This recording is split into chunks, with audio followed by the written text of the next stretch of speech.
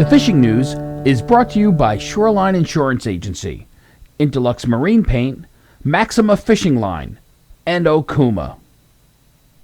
Hey folks, Fred Golofaro here for the Fisherman's video forecast, and sitting down here at a local marina. As you can see, virtually all the boats are out of the water. A lot of boats already shrink wrapped and put away for the winter. And before you do that, I hope you've taken the time to winterize your outboard. If you haven't, you still have time, and there's a great video at thefisherman.com. You can go there, check it out, very detailed, step by step. You can do it yourself, and definitely check that out before you wrap the boat up for the winter. The weekend, weather-wise, looks pretty good. It is going to blow hard tomorrow, Friday, but Saturday the winds are going to diminish, get down to 10 to 15 out of the northwest. Even better on Sunday, down to 5 to 10. It will pick up in the afternoon a little bit, 10 to 15.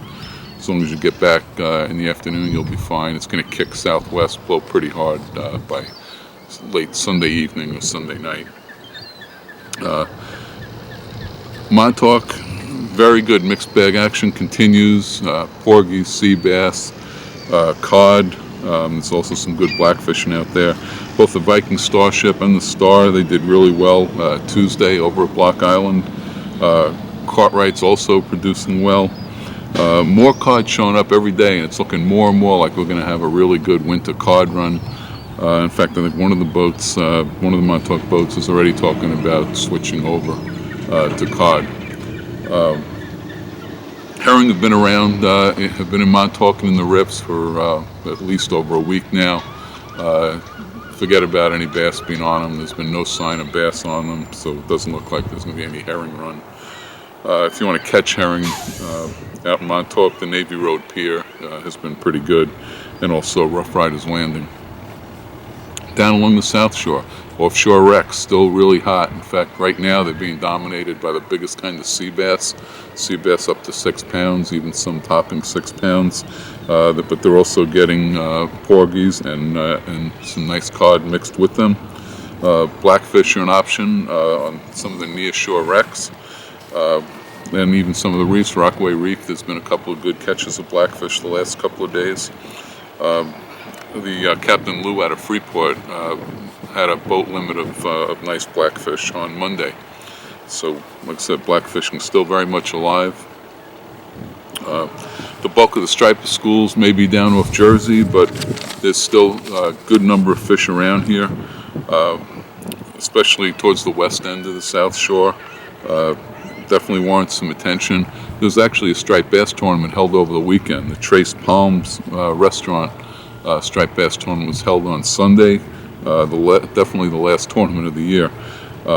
They had about 35 anglers fish it. A few boats did okay. It was mostly schoolies, but there were 5 fish weighed in.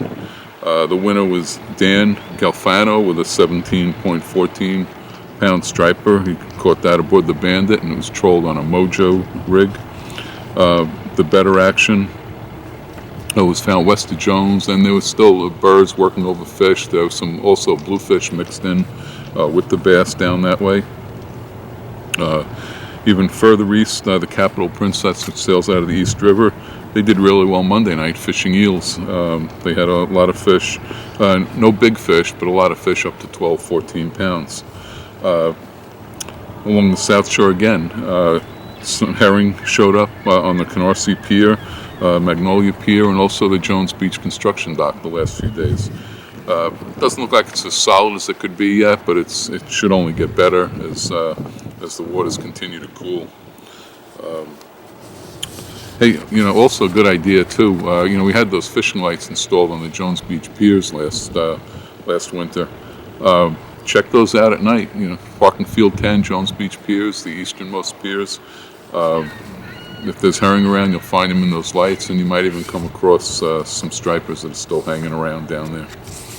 Up on the North Shore, still plenty of stripers in the western part of the Sound, and also in the East River. East River's got a good bite going on. Most are schoolies, but there's still a few decent fish mixed in there. 4-inch swim shads doing a number on the school fish.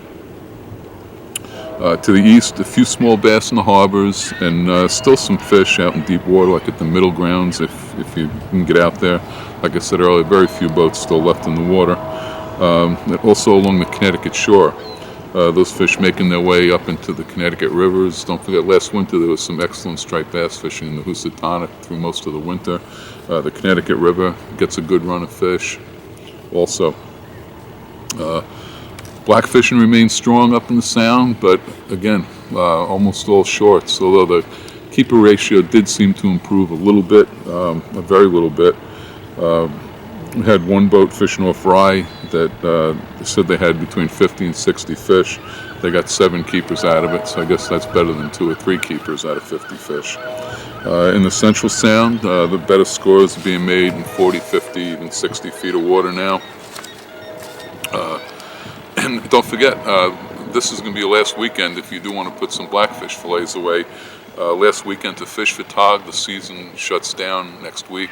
Wednesday is the last day of blackfish season. Herring is solid in the Western Sound. Places like Glen Island and Hudson Park. Also Hempstead Harbor saw some good shots of herring this week. Further east you go, they were a little tougher to come by. But again, that should change any day now. Its water's cool and the herring filter into the Sound. Hey, until next week, this is Fred Golofaro for thefisherman.com. The Fishing News is brought to you by Shoreline Insurance Agency, Interlux Marine Paint, Maxima Fishing Line, and Okuma.